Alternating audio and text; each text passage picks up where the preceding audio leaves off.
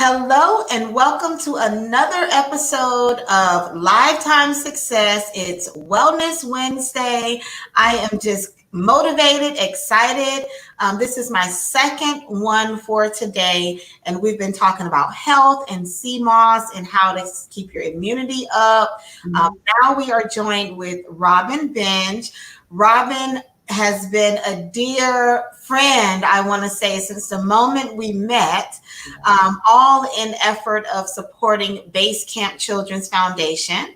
But Robyn contracted COVID-19, and we now are going to just talk about her testimonial with it, her experience with it, her advice. Tune in, share this video now. Robyn is giving back so much by just doing this interview. So share, tag a friend. Let's talk about COVID-19 on a personal note on this Wellness Wednesday. So thank you so much. You're very welcome. It's been quite a journey. I didn't know anybody who had it. Well, now I do. Don't even know where I got it. That's the first question everybody says is, well, do you know where you got it? No, I have no clue. No one that I was around got sick. I have been being very careful who I was around because my grandson's immunocompromised. And so we had just not been going around anywhere. So just, grocery store, produce stand, everything like that. So I was at home one night and all of a sudden I started getting a fever. Okay. And it's like, so I said, I feel hot. Go in and it was 100, 101. A couple hours later, it's like 102. And I said, I'm not even sick, nothing. So as the night went on, the fever kind of went up and I thought, okay, well, I'm not, I had read, you don't take Advil, take Tylenol. So I took some Tylenol and the next day the cough started. And then I was having that night I had some night sweats and I'm like, okay, this is strange. So I wanted to be proactive. So I went to the clinic, but I didn't check all their boxes. I wasn't 65. I hadn't been out of the country. I hadn't been on a cruise, hadn't been around anybody that had COVID. So they wouldn't test me for COVID. They could test me for the flu, which I came back negative. And the doctor said, I think you just have upper respiratory. So I go back home and I said to myself, because I've been a nurse for 25 years, something's different. Yes. So I just started isolating myself. I called my girlfriend because the night that I started having a fever, she was at the house. We were cooking fajitas. And I said, listen, you really need to kind of be careful who you're around. I'm not sure what's going on. So then as the week went on, fever stayed, night sweats, cough got worse. Wow. So I started developing all the symptoms of COVID. Okay. So that next Monday, so that was a week of having symptoms. That Monday, a friend of mine who's an ARP, I was with her and she said, I really think that you have it. I don't have the test. We don't have the test. But so she said, we went through all my symptoms. And so she called in the azithromycin and the hydroxychloroquine. Okay. I couldn't get the hydroxychloroquine at that point. So a compounding pharmacy was getting that for me. So I took the azithromycin Monday and Tuesday. I got the hydroxychloroquine Tuesday night. Then my fevers at that time were like 103. And they would go down a little bit, but then as soon as the Tylenol started wearing off, they'd go back up. A terrible, terrible cough, just like a spasming cough. So lost my sense of taste and smell, rash all over my back. Wow. But night Just like within that week? This was like just every symptom just kept building upon the other one. Okay. And shortness of breath started. So I'm probably my own worst enemy being a nurse. I'm like, Tony said, my husband, who was right there beside me, said, let me take you to the ER. And I said, no, I just got the medicine, and I was short of breath, but not where I felt compromised. Okay. So I said, it takes 2 or 3 days on medicine. Let's see how this plays out. So I go and it's Tuesday night. I started taking it Wednesday. My fevers are 103, 104. He goes, he goes, Thursday, let me take you to the ER. No, give it another day. So Friday, he says, I got to run to the office. Are you going to be okay? And I said, yes.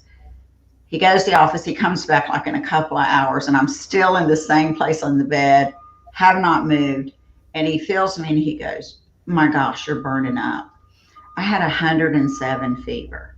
Wow, that's scary. That is very scary. I couldn't move. And he goes, why didn't you call me? I said, I couldn't do anything. I mean, at that point, and I couldn't breathe at that point. So that was really scary. Yeah. So got up, we went straight to the ER. They took my temp there. It was 106.4, something like that. So they immediately throw a mask on me, put me in, wheel me, and they looked at him and they said, you need to go. And he goes, go park the car. And they go, no, you got to go home. There's no visitors. Wow. So he felt like, I'm just dumping you, and the look on his face was like, my gosh, this is not how it's supposed to be. So that was like about 1 o'clock in the afternoon, 1:30 in the afternoon. And so I go inside. That was probably the quickest triage I've ever been through. I mean, literally by the time I hit the door, I was in an ER room in probably 10 minutes. And I went to the Advent Hospital in Winter Park, and they were amazing there. They were just totally amazing. So I got in there, and I was very adamant that I didn't want to be on a ventilator, but I was that close to being on a ventilator. The doctor said, if you'd have waited another day, you'd have had no choice. And I was like, well, I don't want to be on a ventilator. And my SATs were low enough I could have been, but I said, no, let me see how well I fight. That's like a last resort. Okay. So that night, we did all kinds of tests, chest x-rays, lab draws, everything like that. That night was very scary because I couldn't breathe. And you're all alone. Yes. And the nurses are like, we can only come in here 2 or 3 times or when you really need us, because they're dressed up from head to toe. Okay. And they look like hazmat suits. I mean, which for their protection, and they were diligent, though. I can tell you, they were diligent about the way they dressed coming in and out. They had it right. Okay. And so, literally I was there for a week. It took the first I would say it was the 3rd day before I thought I was really going to survive. Wow. And to be in a room, to be isolated, Yeah. not feeling good, Yeah. Yeah. What were your thoughts? It was probably the only time in my life that I really questioned whether I was going to live or not.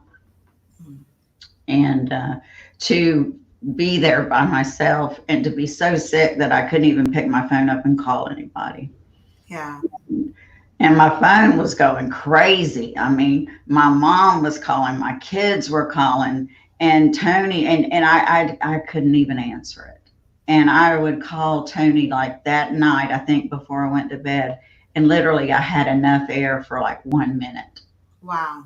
And it was so scary. And I know the fear I was having, and I can't imagine the fear my family was having. Yeah. And from being a nurse and knowing that as a nurse, your job is to provide comfort for these patients. And the nurses felt bad. So they're not allowed to be in there, and you're just all alone. It's the most loneliest feeling in the world to have nobody. And I think that plays on more than anything else, because you're already sick and then you're all by yourself, and you just wonder, it really, the thing I can say is that it was the only time I really wondered, is there going to be a tomorrow? Right. It is Wellness Wednesday, and we are talking to Robyn. Robyn contracted COVID-19. She's sharing with us her personal experience, her fears throughout that time. This interview is one that hits home because we're watching the epidemic hit our Mhm. community. But if you don't know someone personally, sometimes you're not taking it as serious, you know, Right. and this is something that's very serious. I looked and watched over the holiday and all of the people that are out there gathering and without masks and without protecting themselves. And it scares me to know someone that has contracted it and was going through exactly um, Mhm. near death experience to Yeah. come from this. Doing this interview today, first of all, again, thank you, Robyn. You're welcome.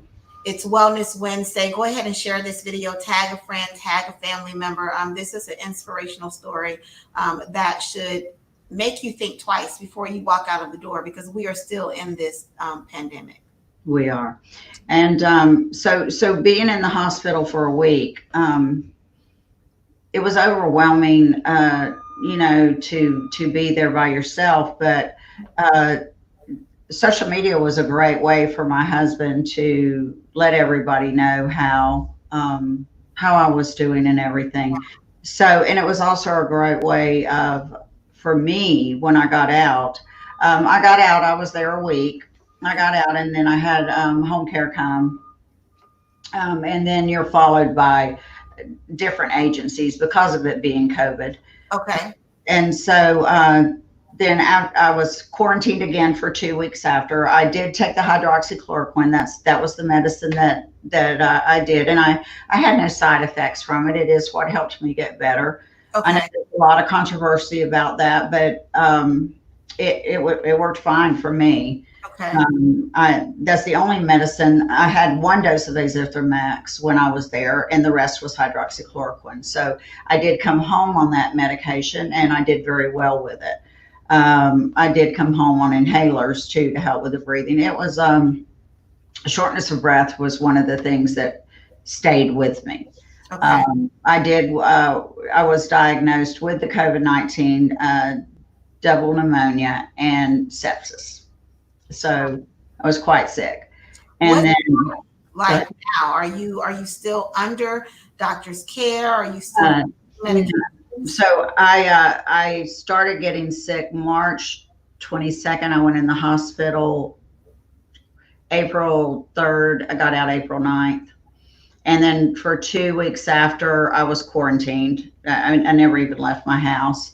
I was a week, I was followed until I got a negative test.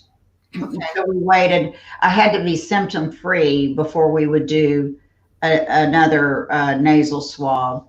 So I did another week after that of being symptom free. The cough lingered longer than anything else. No fever, but I had to be fever free 3 days before I could leave the hospital. Okay. So then and I got a negative nasal swab, and then I got discharged from the home care. Then I had to follow up with my doctor, and then we did the antibody test. Okay. So, and then I have the antibodies to it. So it's been quite a journey. I still have shortness of breath if I exert. So that's another thing of building that back up. I don't have scar tissue in my lungs. I just, from the lungs not being able to expand as normal, because you know me, I'm pretty fit. And so now I just have to get out there and build my cardio up and stuff. But like, if I do something really quick, like I run up the stairs or something at home or something, I get up to the top and I go, whoa, wait a minute. I'm kind of a little short of breath. But other than that, Really? I'm finally, yeah, I feel like now I'm getting back to 100%. Wow. I noticed that you are donating plasma through social media. Social media keeps us so connected. Yeah, It's what's been keeping me connected. First of all, right. not feeling isolated, being that social butterfly I am. So I Right. noticed that you're donating plasma. What is that like? Well, that was something that actually at the hospital at discharge, the doctor had looked at me and she said, you can't do it now, but I just want to ask you, because I'm O positive too. So I'm a universal donor. Mhm. So she said, would you be willing to donate your plasma to help? And I said, absolutely. So when she said you have to get through your quarantine, and then you can check with One Blood or Red Cross to see what their requirements are. So the minute I got home, and felt good, I started looking that up. So you have to. I went with One Blood. You have to have you have to show your positive result to them, your negative result to them, and then you have to wait 28 days, 14 to 28 days. So I just donated last week my first plasma, my convalescent plasma, and I was able to do 3 bags of convalescent plasma. And it was actually really nice. Channel 2 News actually did a story on my husband and I when I got out of the hospital after I got through my quarantine period, on how it felt, how he felt having someone, to go through this, being the person who was left at home, and how I felt being the person in the hospital. And then he wanted to follow through with the convalescent plasma part. So it was really nice. And the big thing for me was paying it forward to help somebody else. Yes.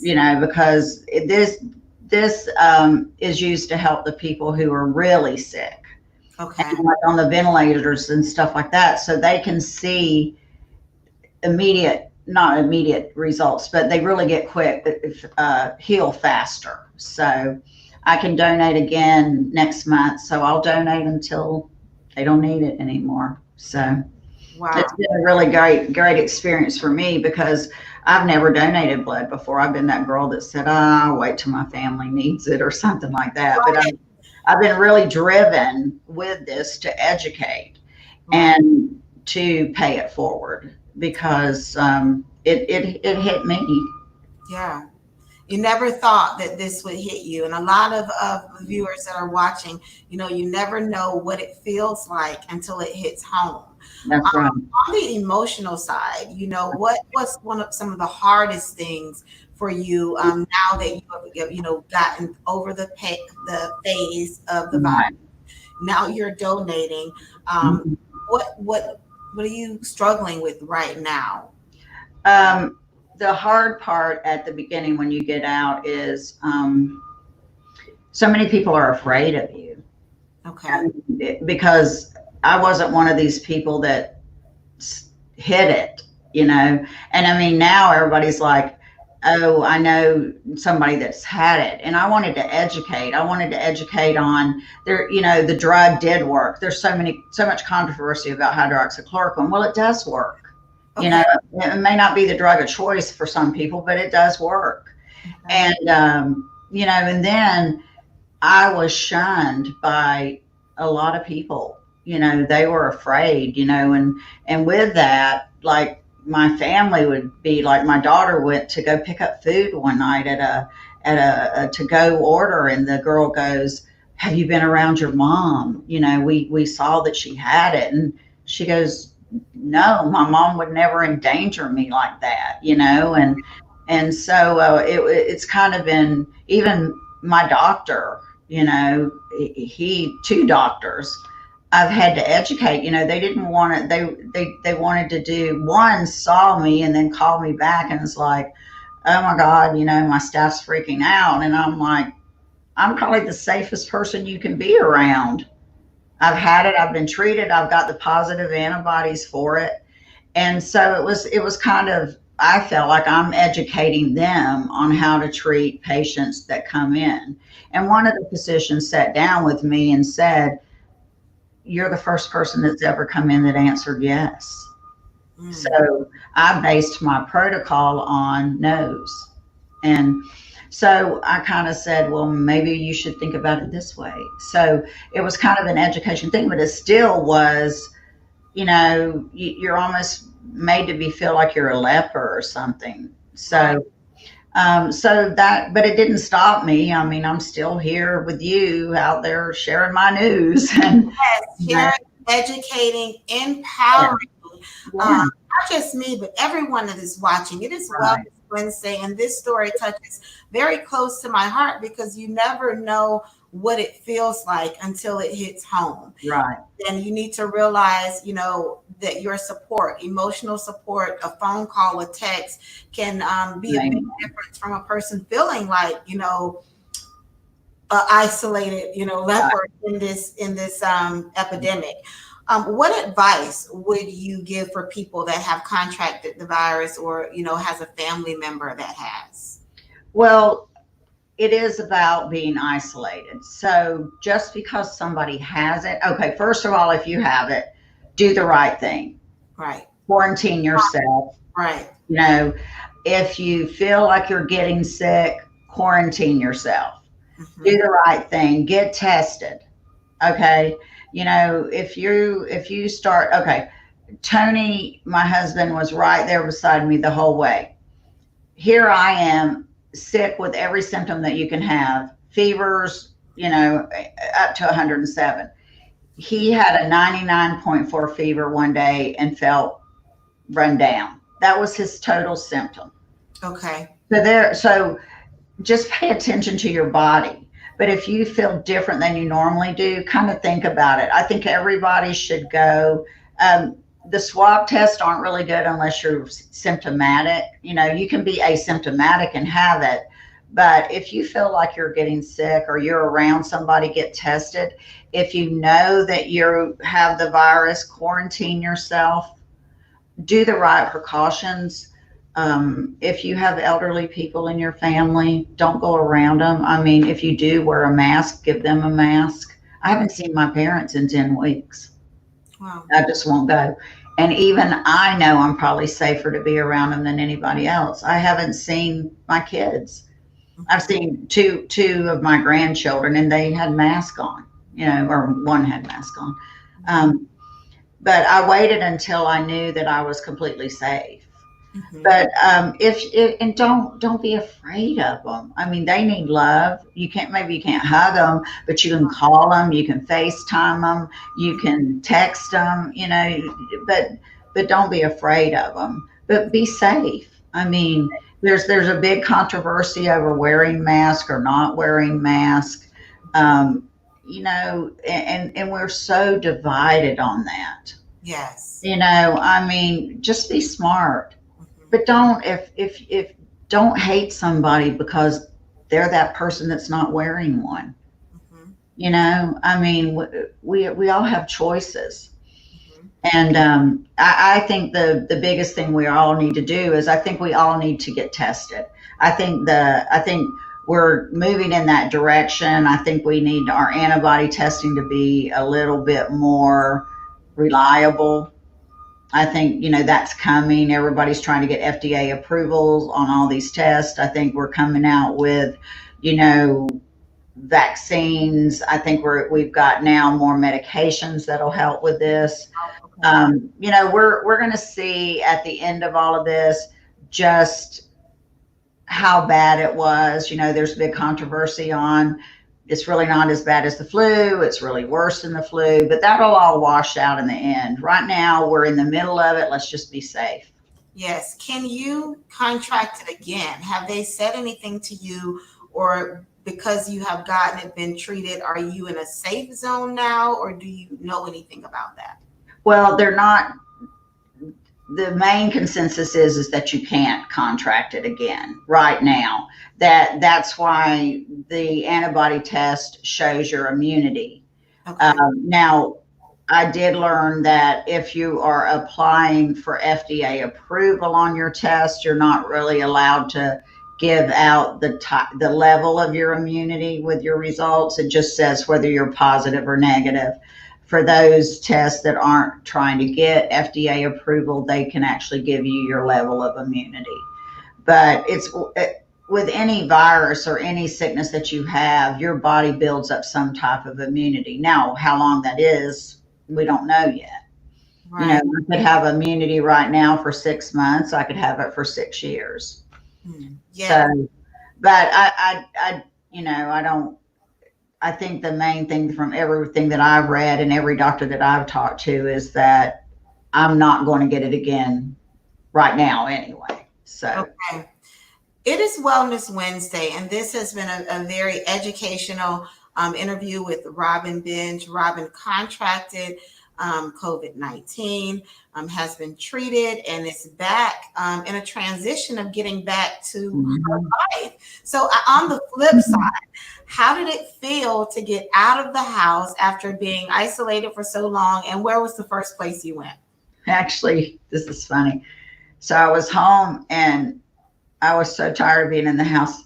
I put on a mask and said, just take me to Publix. I said, I want something. I walked through Publix for maybe 10 minutes and I was so out of breath. I was like, take me back to the house. And then I was like, I don't want to do that again. Right. But I would just, Tony would just get me in the car and we'd just drive for a drive, you know. So, and then it was, of course, nothing was open. So I didn't really miss anything. My choices were Publix, Lowe's, or Home Depot. Well, like me, Publix has become my best friend because it's been the only choice. And with being isolated, like Publix has been my retail therapy. Exactly. So it's just been a wonderful time talking with you on this Wednesday. You are choosing to give back, to pay it forward, giving plasma. Yeah. If a person is in your position and they want to be able to give plasma as well, who should they contact? What's that step look like in getting where you are? What they need to do is they're going to need information. So, but they can go to One Blood. That's who I used, and it was pretty self-explanatory. Go to their website, and they have it'll say convalescent plasma. It's a headline that says for COVID-19. Okay. And it'll say convalescent plasma. And then you'll go there, and then if you click on that, it'll ask you if you're a first-time donor or you're a returning donor. Okay. And just click on the first-time donor, and then you'll fill out these questions, but it'll ask you to provide them with information. So what they need is whether you've had a positive test, they'll want a copy of that, a negative test. Now, a lot of people don't go back for the negative test. Most of the time, like I didn't have my positive, but I could print off from Advent Health. I could print that positive test. Okay. So, and you can get that from, most people have that. If they went through the drive-through testing or whatever, they get a copy of that anyway. And then you just follow the little step-by-step, and then you just send that information to them, and then someone will call you back to let you know that you've been approved. Okay. It takes a week or so. I thought, well, maybe I just haven't given them enough information, but the girl called, and it was a girl from Jacksonville. Okay. And then she set me right up with it, and I went over to the One Blood over on Commodity Circle over off of Sand Lake Road. Okay. They actually have a bus there. It's the One Blood mobile bus because they don't let you go in the building. They keep it there, and they do one donor at a time. Okay. And that's all they do there is the convalescent plasma.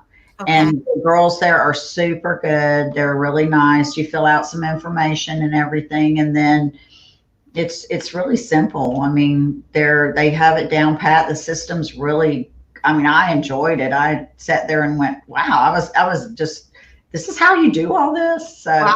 So it didn't hurt? No. I mean, they were really good, and they have this little, like if you go like on Facebook, there's a picture. I took a picture of the girl Leanne that was there, the phlebotomist, and they have like this little tubing, and once they do the initial stick, that's the only stick you get, and they have this little tubing that goes down to this little bag. And that's what then they clamp that or crimp it off with this little crimper, and they draw all their vials of blood that they send out for testing right off of that. Then they cut that off, and then you start infusing up for the plasma. It's really good. Wow. And then they even give you cookies at the end if you want. So it's pretty good. Gotta love some good cookies. Yeah, right? Cookies too. So but yeah, I mean, it was great. I mean, they were just really pleasant. They made you feel good, and it was a really good experience. So And then like they'll give you a little pamphlet and everything and give you the date that if you want to return to donate again. Like I think I can go back June 16th. And Okay. then to return, all I need to do is go to the One Blood site and say I'm returning and just fill out that I want to return. And I don't have to provide that information again. Okay. So, Robyn, thank you oh, so you're very welcome. for, giving back in this way. Yeah. Thank you for speaking with me today and sharing this testimony. Yeah. This is Wellness Wednesday, and this is what Jennifer Yon Agency is all about, delivering educational, inspiring, empowering information that can touch your life or at least touch someone that you know. I hope that you're watching, that you will share this, and if you know someone that has contracted, don't treat them, different. Show them love because they're still human and they still need love. Show them support. Like Jennifer Yon Agency on Facebook, subscribe to our YouTube channel, continue to follow Robyn because I know we will, Robyn. Yes, I'm putting it out there. Yes, we will continue to follow you. Any last words you want to share with our audience before leaving today? Just don't, just like you said, treat everybody with respect, treat them with love. Anyone that gets this did not ask for it. Yeah. And, just be supportive of each other out there. Like I said, everybody has their own way of dealing with this. They have their own beliefs about what they should and shouldn't do. But that's what makes us all so great. We all believe in different things. So don't be a hater, be a lover. Don't. I like that. Don't. I mean, if somebody's out there without a mask on, just say, okay, that's their choice. If somebody's wearing one, just say, okay, that's their choice. But, just live your life and, live it with love. So on that note, I'm going to say it again. Don't be a hater, be a lover. Live your life. It's your choice. It was your choice to watch today, this Wellness Wednesday. Thank you for watching. Thank you for sharing. And again, thank you, Robyn, for giving and opening up your heart and your story to us. Thank you, everyone, for tuning in. All right. See ya. Yeah.